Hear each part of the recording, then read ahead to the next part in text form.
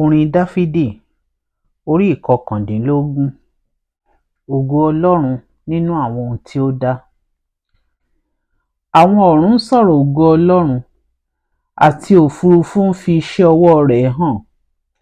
Ọjọ́ dé ọjọ́ ń fọhùn, àti òru dé òru ń fi ìmọ̀ hàn.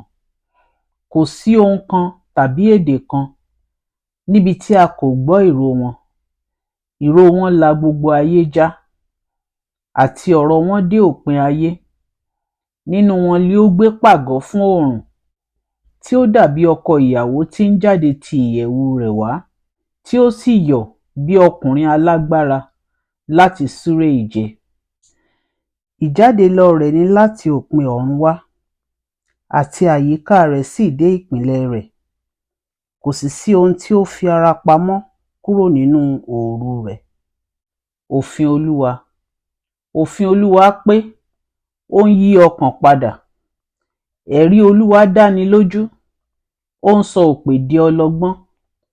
Ìlànà Olúwa tọ́, ó mú ọkàn yọ̀. Àṣẹ Olúwa ni mímọ́, ó ń ṣe ìmọ́lẹ̀ ojú. Ẹ̀rù Olúwa mọ́, pípẹ́ ni títí láé. Ìdájọ́ Olúwa li òtítọ́, òdodo ni gbogbo wọn.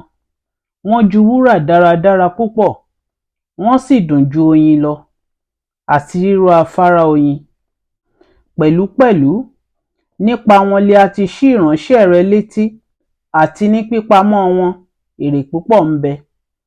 Ta ni ó lè mọ ìṣìnà rẹ̀? Wẹ̀ mí mọ́ kúrò nínú ìṣìṣe ìkọ̀kọ̀ mi. Fa ìránṣẹ́ rẹ sẹ́yìn pẹ̀lú kúrò nínú ẹ̀ṣẹ̀ ìkùùgbù. Má ṣe jẹ́ kí wọn kí ó jọba lórí mi.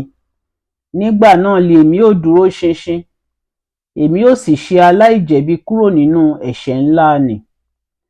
Jẹ́ kí ọ̀rọ̀ ẹnu mi àti ìṣàrò ọkàn mi kí ó ṣe ìtẹ́wọ́gbà lé ojú rẹ, Olúwa, agbára mi àti olùdáǹdè mi.